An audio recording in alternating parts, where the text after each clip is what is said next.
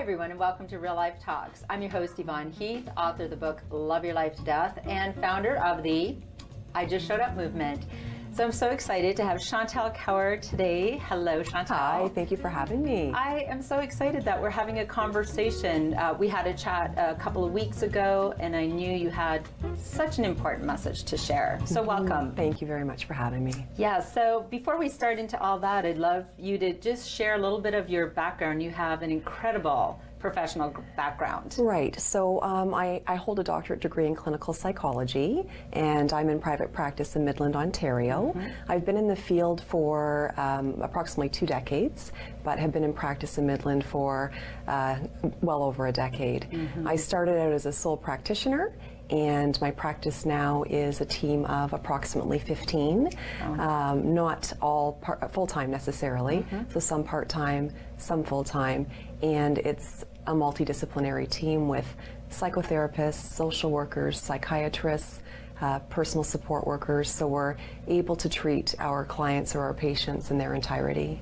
Yes, and what I love in you also, I saw there's yoga, reiki, yes, art, physical play, health, yes, and what you address is the, as I say, the wholeness of wellness. Yes. Some people, when they think, okay, I have a mental health concern, a mental health issue, I will deal with just the mental health aspect. Right. But we always have to deal with mental, physical, and emotional. Do you agree? All of us. I mean, I think a lot of people think about mental health conditions, diagnoses, but the reality is we all have physical health and we all have emotional health.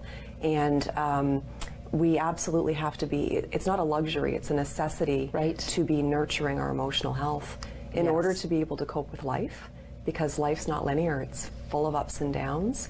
And so we need to have that resilience, that emotional health to be able to navigate life, especially the bad times. Absolutely. So when you say, and it's funny because I had Peter Jennings on the show, and he did mention that you say life is not linear. Yes, he likes that. Yes, he does like that. So can you just sort of expand on that? What does that mean? Life is not linear. Well, life's full of adversities. And I think about Benjamin Franklin's quote, you know, the 2 things that are certain in life, taxes and death. And I think you need to add adversity to that short list.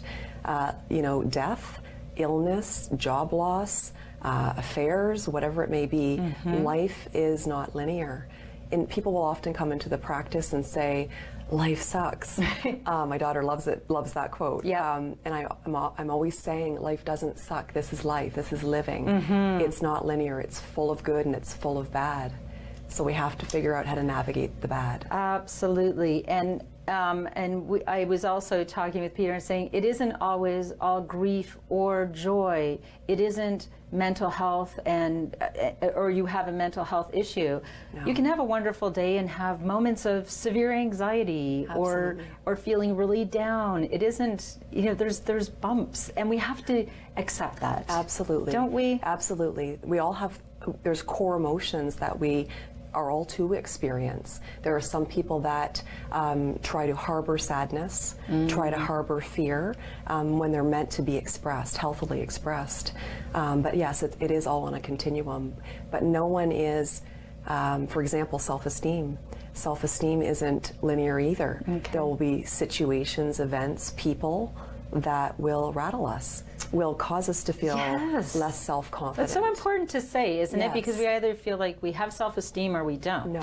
No. When in reality, there are some days you say, you know what, I have got it going on today. Yes, yes. I am full of confidence, and then maybe the next day you think, oh. Yes. Yeah. Exactly. What happened? I thought I had it going on, and it kind of left. But that's normal and that's natural. That is so important to share. Yes. Yes, I love that, and I love your multidisciplinary approach because, but we all need that all the time, and prevention, isn't prevention such an important aspect? There's not enough of it. Right. There's not enough of it, so it goes back to, you know, nurturing your emotional health, that being an absolute necessity, because that's not what's happening. Most people who come into the office aren't coming in to work on resilience, to work on ability to cope. They're already depleting, they're already quite symptomatic. So primary prevention is absolutely key. Oh my God, this is like music to my ears, because I say, when, as you know, my whole goal and purpose and mission in life is to have us talk about grief before grief arrives, develop coping skills, strategies, create a soft landing. We wait until we're in crisis. Yes. Until we're broken, yes. Until we feel broken. Absolutely. And then we say, oh my goodness, Chantel, can you fix me? Right. Ah, right. That's very challenging, isn't it? It is very challenging. And it's, you know, all too often, and I think everyone does it at times, we resort to escapism and avoidance techniques. We don't, you know, we all need courage. We need to move in the direction of whatever makes us uncomfortable, because if we don't move in the direction of that, it's just going to grow and grow and grow, right, and really erode us. And it does. Yes. And it does. And we're not even sure sometimes how it will show up, but it will show up mentally, Absolutely. Physically, or emotionally. Yes. A lot of the family doctors in our community who refer to the practice will say, you know, Chantel, I don't know what's going on with this patient. They, you know, there's the symptoms are real, but there's nothing physical or organic to explain it. Right. And so then we get in there and we see quite often that emotion is manifesting physically, and it's causing them to be physically unwell. Physically unwell. Yes. I can attest to that, Yes. because I remember in my career and when I was trying to navigate this new road and thinking, I'm going to leave my nursing career, I don't know what to do. And I felt such extreme chest pain. And as a registered nurse, I thought, okay, I'm either anxious or I'm having a heart attack. Yes, yes. So I actually took baby aspirin because I didn't know it was that painful. But it was real. And real. And that's the thing when people say, well, it's all in your mind. Well, whether it is or not, it's still manifesting in a physical symptom. Absolutely. Right? Absolutely. And that's, we're so hard on ourselves, aren't we? Absolutely. We are. So what do you think, Chantel, I mean, I would love people to just hear this show and have a few takeaways. What is the greatest thing we sort of need to reframe and to change to be healthier? Again, life is not linear. It's full of ups and downs. I think that has to be accepted.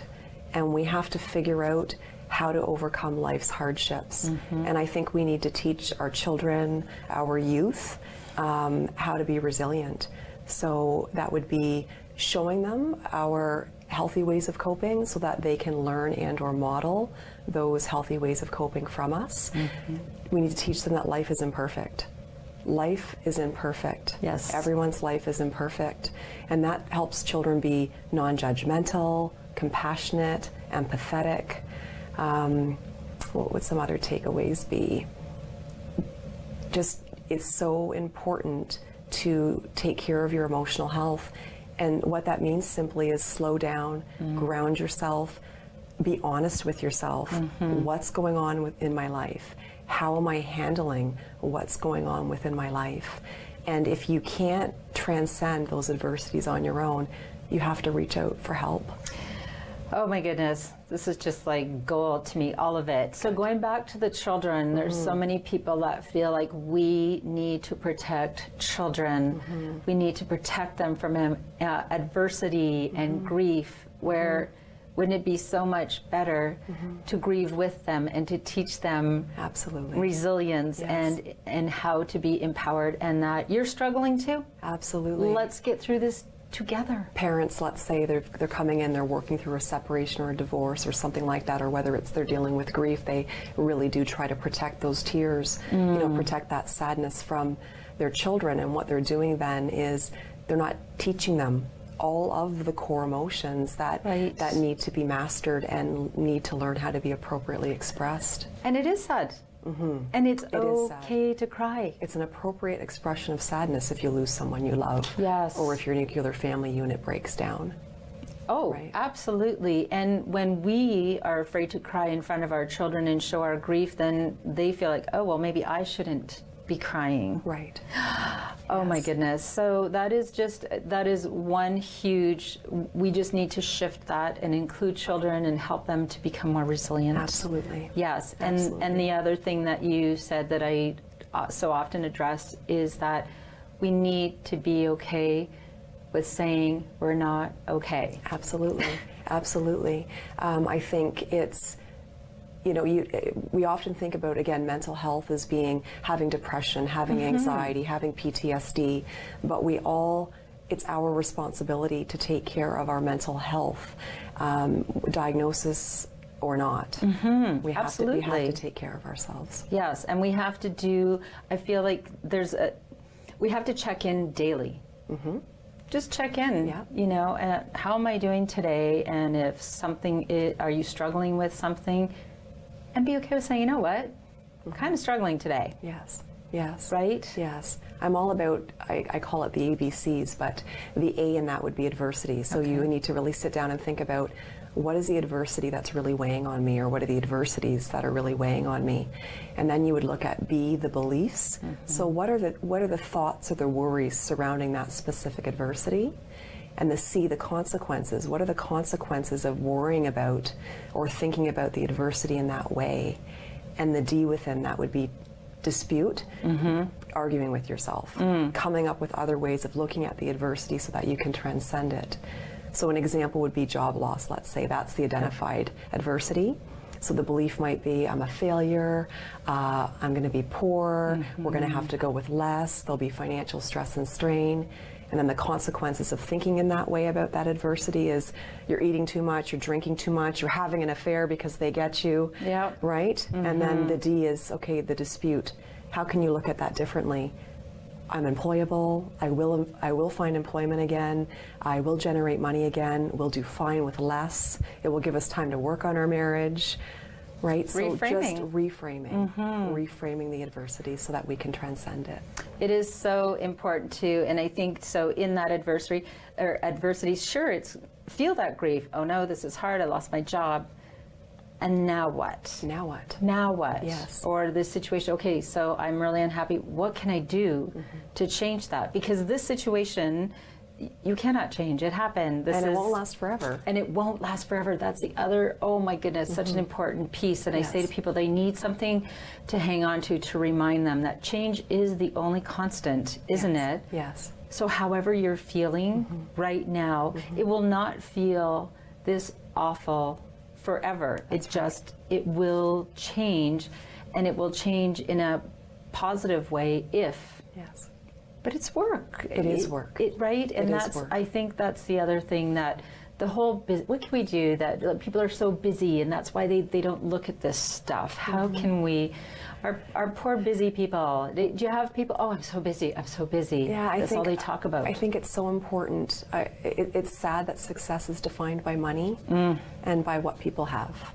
Absolutely. You know, it's unfortunate because people are wearing busyness as a badge of honor, and they so are, yeah. And that's eroding people. You know, you need to own your own schedule. Yeah. You know, it's your journey, right? So you can let work dictate you, or you can, you know, be in charge of your own journey. I even see people and they're working, and their house is spotless, and they're driving kids all over the place, and they have 3 kids, and they're all in 5 activities, and they're running ragged. Yes. And I see, you're really not doing anybody any favors. That's right. By putting self-care on the back burner, because you will. Not at all. A lot of people come into the office and they'll say, I used to be so strong. What's wrong with me? I used to be so strong. And they were strong. They are strong. But what's happened is they've taken so many hits, and they haven't taken the time to rebuild their resilience, their ability to cope, and so they're depleted. I believe we all have a limit. We only have a certain amount of resilience. And if we're not trying to fill that tank of resilience back up, then we're at risk for depletion, disease, disorder, burnout. Right, which will make us less able to cope, which will make us busier because we'll have to deal with all of these other issues, as opposed to refilling your tank. But what we do is, well, we'll just drink more coffee or have, right? Absolutely. And keep running no matter, and ignoring our symptoms. Yes. And our bodies are very wise, aren't they? They speak to us. Yes. Yeah. Yes. If you have an ulcer, yes. Yes. That's not, don't just take a bunch of stuff and just say, you know, let me just ignore that. Yes. I love that you say your current passion or focus is how to remain intact during difficult times, and the armor we require to remain emotionally resilient, and also the importance of how to strengthen our ability to navigate the inevitable bad in life. Yeah. We don't always get to choose. No. Right? No. No. Yeah. But the big piece is there are ways to increase your ability to cope with the bad. And that's the most important piece, is that it's easy to ride that wave when life is good. Oh, absolutely. But when life is bad, and it will be again and again and again, right? We have to all be better equipped. Yes, and create a soft landing for ourselves. And again, the coping skills and strategies, and it's like, okay, I am dealing with this thing. Who knew that I didn't know this was coming, because life is also unpredictable. Yes. Right? And that's the other piece that people are saying, okay, I've made this plan, this is how everything's going to go. Anticipate the glitches. When we're setting up for a show and we're doing anything, I'm like, okay, so where are the glitches? And it's like, oh, there weren't any. Well, that's a pleasant surprise. Be surprised when there aren't glitches. Correct. Absolutely. I think that's a better way to go, isn't it? Yes. Yes. Yes. So you and Peter Jennings and the lovely Forrest Willett, who I will also have on the show, are doing something together that is so extraordinary, and I'd love to chat about that for a moment. Yeah, it'll be an amazing evening, or evenings. We'll have quite a few dates. We have quite a few dates in the works. We practiced relatively recently, and it will truly be amazing. We get to hear, Forrest's stories surrounding how he overcame, my goodness, numerous adversities.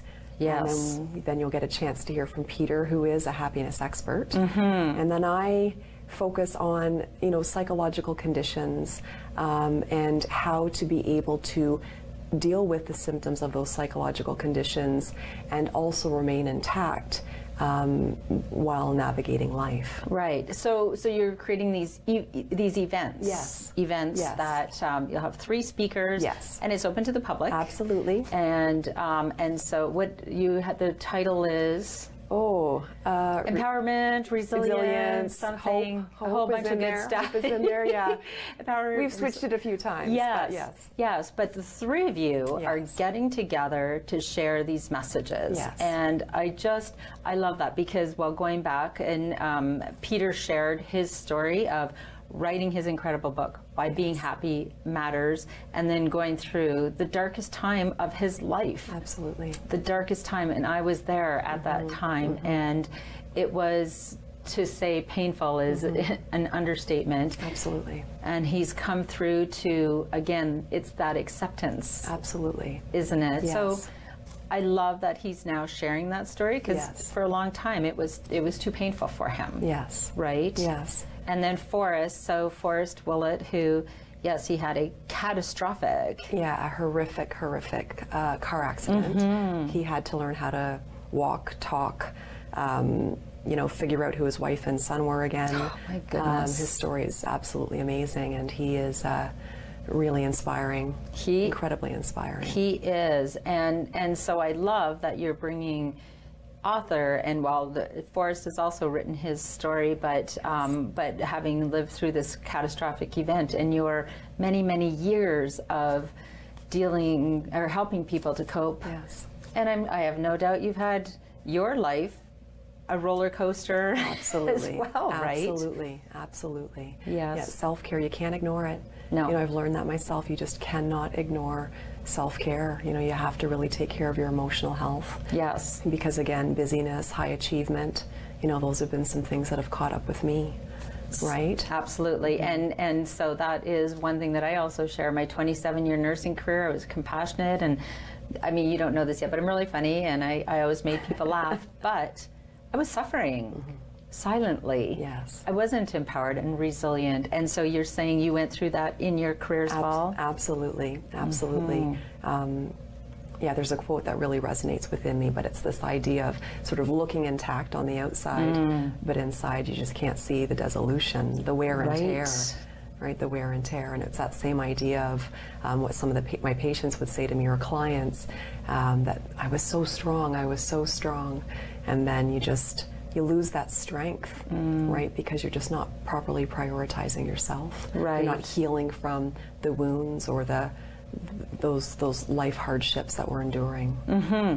That are an inevitable part of this journey. Yes. Right? And some do have harder journeys than others. Yes. So, but we also don't know what our neighbor who has a nice shiny car and everything looks perfect on the outside. Yeah. I had that when I was divorced many years ago, and I had a very nice vehicle and everything, you know, I had a son and everything looked very nice. It was for the smile pretty for the camera. Yeah.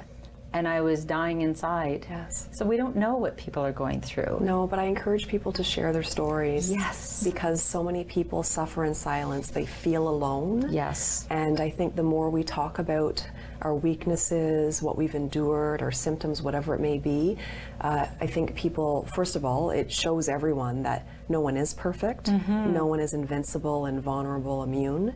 And also people feel less alone. Oh my goodness. And they can relate and identify with more and more people as people start to open up and share their stories. Well, and I think that's when we think of PTSD, post-traumatic stress disorder. I know, I'm married to a paramedic. Yes. Hi, dear. Yes. And I was a nurse for many, many years. And I know that there's often times where we put on that strong front and we, you know what, everybody else seems to be handling this well, so I'm just going to pretend I'm doing okay. And the polite conversation, hi, how are you? I'm fine, thanks. Okay, yeah, that was pretty rough. Okay, well, call someone if you need something. Yes.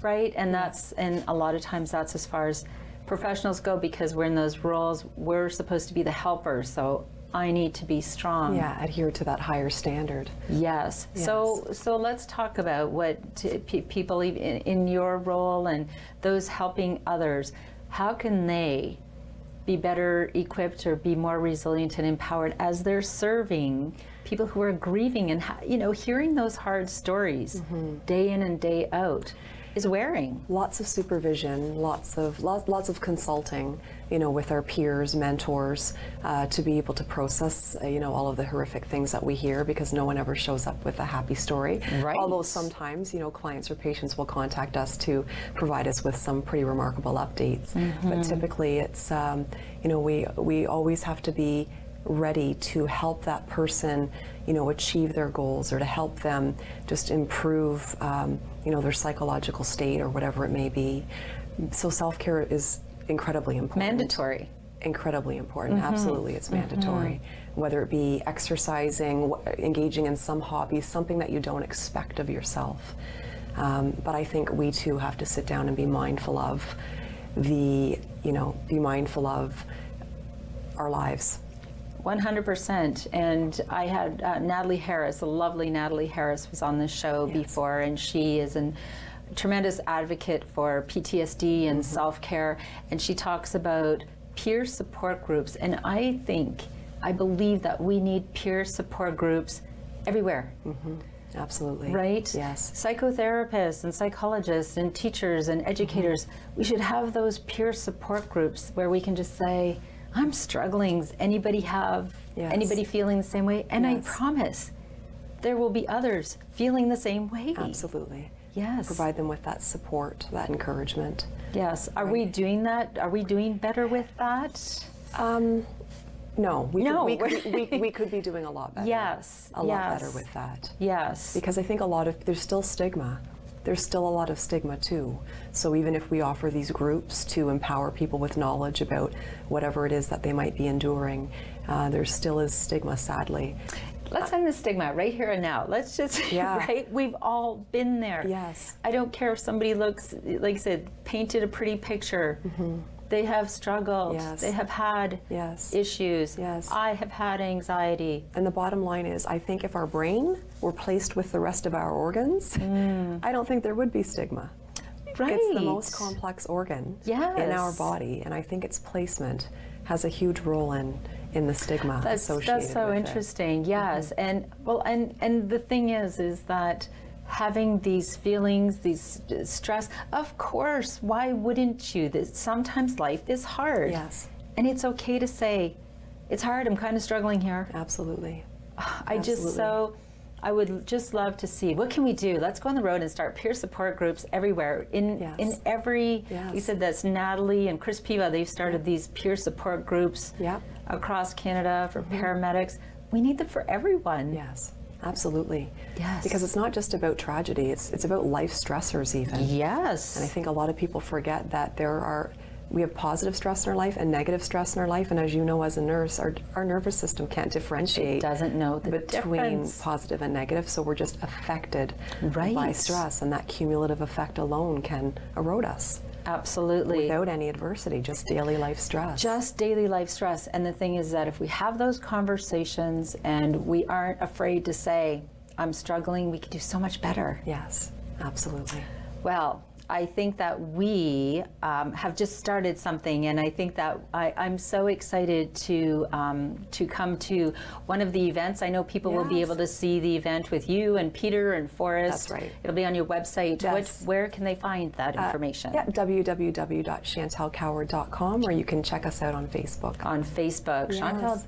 ChantelCoward.com, and I would love to come for a tour of your facility. I love this wholeness of wellness. We'd love to have you. Extraordinary, and I thank you for sharing your message, and I thank you for everything you do, because this is so important. The self-care, checking in, and being okay with not being okay. Absolutely. Right? Yes. We all have our stuff. Yes.